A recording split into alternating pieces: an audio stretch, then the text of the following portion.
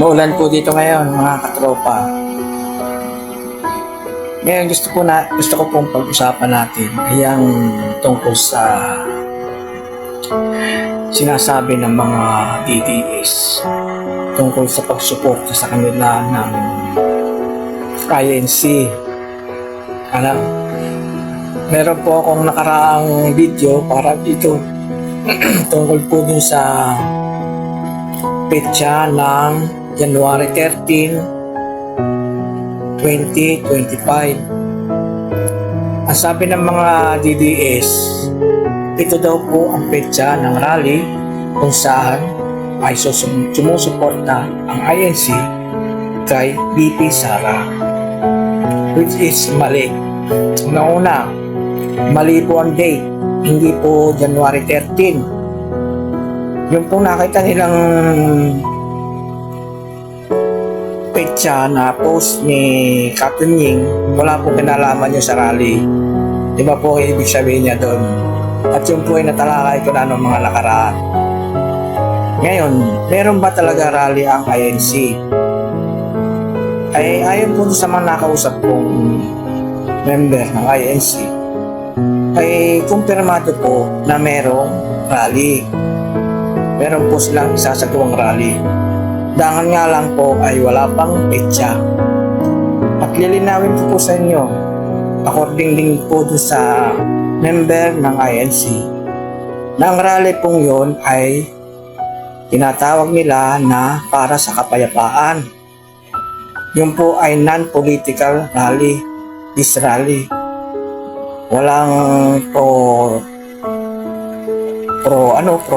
BBM, pro Sara, hindi po. Kung noon po mga nakaraan ay sinasabi nila na suportado nila si PBBM na wag ma-input si Sara, ay wala na po yun. Hindi na po ganun ang kanilang topic para maiwasan na gamitin ito sa politika. Kaya yung po mga pinapakalat ng mga DDS ay ang tanging masasabi ko lang sa kanila ay maya naman kayo sa inyong balat.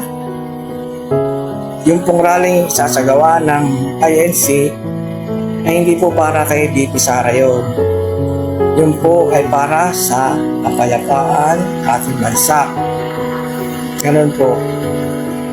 Kaya tumigil na po kayo sa paggamit sa kanilang pangalan. Hindi po yan nakakabuti. Na po, maya po kayo sa inyong sarili, kayong mga DDS. Huwag ninyong gamitin ang INC. At ayun, kaya nga po iniba nila yung konsepto ng kanilang rally para wala nang hindi sila mapagkamalaan na kumakampi sa magkabilang panig. Wala po sila kinakampihan. Kung matatandaan po ninyo, si VP Sara at saka si PBBM ay sinuportahan po ng INC yan. Isa po sila sa nagluklok sa kanila. Kaya ang kanila pong hangarin sana ay mapagkasundo yung dalawa. Ay mukhang malabo po sa ngayon na magkasundo yung dalawa. Dahil sa tindi ng politika at nagkakagulo na rin. Ngayon, yung pong sasagawa nilang rally na wala pang date, ayun po ay para sa kapayapaan. Wala pong kinakampihan na sino man sa kanila. Yun po ay para sa kapayapaan ng ating bansa. Kaya yung mga gumagamit dyan, yung mga DDS, ay magsitigil na kayo. Hindi po kayo papanigan. Wala pong pinapanigan ng INC. Kung maaari nga po ay pagsunduin niyang dalawa ay kaso mukhang nagmamatigas po si VP Sara. Ang akala niya ay siya ay pinupolitika. Ay hindi po, kasi nga po yung kanyang opisina ay nakitaan po na hindi tamang paggamit ng kanyang pondo. Yun po ang nangyayari dyan sa Kamara noon. At siya po ay dinadaan sa due process. Ay kung yung bagang opisina ng Pangulo ay meron ding ini-issue ang OWA na disallowance, notice of disallowance, edi para fair, edi imbestigahan din nila yun. Kaso wala naman. Hindi naman na-issue ng gano'n ang opisina ng presidente. Na ibig sabihin, wala pong nakitang mali sa pinaggamitan ng confidential at intelligence fund ng presidente. Dahil nga sa kanila pong opisina nakakita ang OWA. Hindi naman po porque na-issuean ka ng notice of disallowance, meron agad na corruption. Yun po ay paraan para naman makasagot ang kanyang opisina. Nangyayari po, hindi po niya sinasagot. At lagi ang bintang niya ay pinupolitika na. Ngayon, yan dyan sa kamera, ay tungkulin po nilang imbestigahan din ito dahil sila po nagbibigay ng pondong yan. Kaya tungkulin nilang tanungin kung saan ginagastos, kung tama ba. Ay kung halimbawa sinabi ng OWA, mali. No. Ay ang ano naman dyan kapag ikay na-issue ng notice of disallowance at nakakita ng mali, ang alternative po nun ay i-refund. Yun lang po, hindi naman po siya parurusahan din. Ang sa kanya, ibalik niya yung pondo. Yun. Ay ang akala ni Inday is binopolitika. Yun nga ang pagkakataon niya para sagutin kung meron talagang maling paggamit sa kanyang confidential. Tapos patakasan pa niya. Kaya mali po si Inday Tapos siya pa yung hindi nakikipagkasundo, siya pa yung nangaaway. Tahimik na nga yung isa, si BBM. Hindi na nga siya pinapatulan ng una. Dire-diretso pa siya. Ay nung siya magbanta doon, hindi na po yung pinalampas ng Pangulo, kaya po siya ay pinatulan na. Ay ngayon lalong gumulo.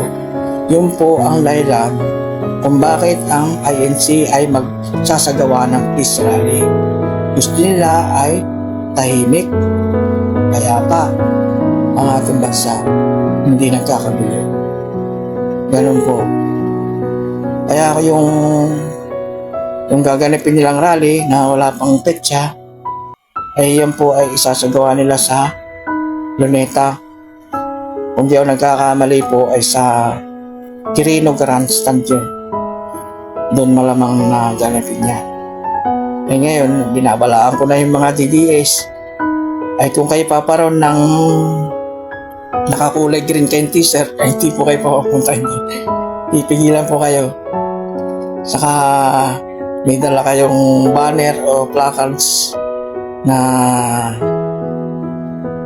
nakalagay ibagsak, ganito, ibagsak, bangag, etc. Hindi rin po kayo dahil yan sila ay may sariling security. Paalisin po kayo dyan, mapapaya lang kayo. Sa kabilang banda, may pumunta rin doon loyalista na naka-red. Hindi rin po sila papupuntahin doon, hindi rin po sila papayagan. Kasi nga po yun ay non-political peace rally nila. Yun po ay karapatan nila gawin yun para sa ating bansa. Kaya hindi po natin pwedeng kundinahin yun o atlangan. Karapatan nila yun. Alam po, nagkakaintindihan po tayo. Kaya minsan pa bilin ko dyan sa mga DDS na atat pabagsakin ng gobyerno, ay ang masasabi ko lang sa inyo ay manigas kayo. Dahil hindi po yung rallying yun ay hindi po para kay BP Sara. Ano po? Nagkakaintindihan po tayo. Tatabi na po tayo muna ng kape at malakas po ang ulan. Kailangan natin ng kape.